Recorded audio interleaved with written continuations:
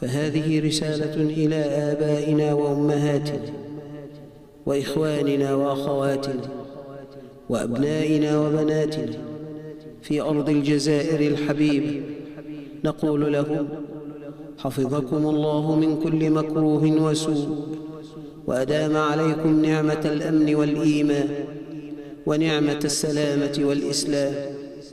يا أهل الجزائر الحبيبة، تجاوزوا هذه المحنة وأطفئوا نار هذه الفتنة، ولا تجعلوا لأحد عليكم سلطانا ولا سبيلا، ولا تفتحوا أبواب بلادكم لأعدائكم يتدخلون في شؤونكم، فهم يدخلون عليكم في صورة أولياء مصلحين، وهم في الحقيقة فاسدون مفسدون.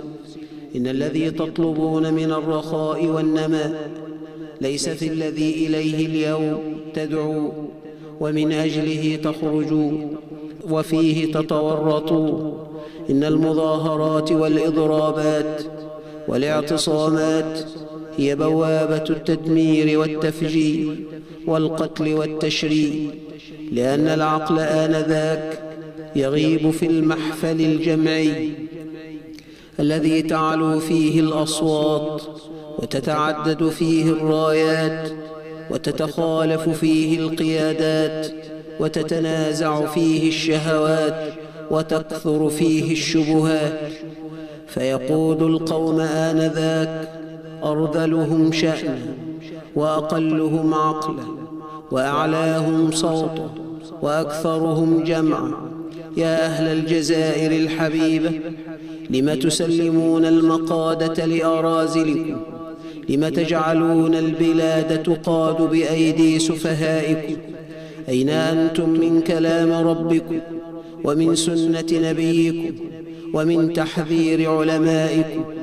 أليست لكم في أحداث الماضي القريب عظة وعبرة؟ أنسيتم اليوم قتلاكم بالأمس؟ أنسيتم قراكم التي حرقت؟ أنسيتم أعراضكم التي هتكت؟ أنسيتم أموالكم التي في الفوضى سلبت؟ أنسيتم دماء أبنائكم التي في الفتنة الماضية قد سفكت؟ يا أهل الجزائر، أليس لكم في جزائر الأمس عظة وعبرة؟ أليس لكم في العراق عظة وعبرة؟ أليس لكم في أفغانستان عظة وعبرة؟ أليس لكم في اليمن عظة وعبرة؟ أليس لكم في ليبيا عظة وعبرة؟ هل خفيت عليكم أخبار هذه البلاد أم عميت عنها الأبصار أم سترت العقول فسلبت منها موهبة العظة والاتعاظ والاعتبار؟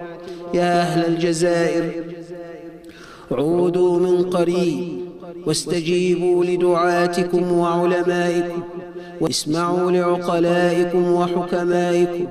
يا أهل الجزائر الحبيبة، لقد نبت فيكم اليوم نابتة سوء، وخرجت منكم خارجة فتنة، ومرقت منكم في الظلام مارقة، تريد أن تبدد جهودكم وأن تشتت شملكم وأن تنكس رايتكم وأن تمزق جمعكم وأن تكون سببا في زوال أمنكم وأمانكم. فإياكم أن تتركوا هؤلاء يخرقون سفينة بلادكم ويشمتون فيكم أعداءكم ويفتحوا الباب للحاقدين ليعملوا فيكم حقدهم، وللماكرين ليظهروا على أرضكم مكرهم وتدبيرهم. لا تسمحوا لقطاع الطريق والبلطجية أن يتحكموا في مصائركم ومصائر أبنائكم ومصائر ذويكم وأهليكم. احفظوا أعراضكم من الذئاب الضارية والوحوش العادية التي تكشر عن أنيابها في الفتن وتسعى إلى تحصيل مطامعها في الفوضى والمحن، ويسهل عليها اصطياد الفرائس عند غياب الأمن والأمان والصيانة والحماية والرعاية والكفالة. إذا أطلقت الحريات فلا تسألوا عن الفوضى آنذاك.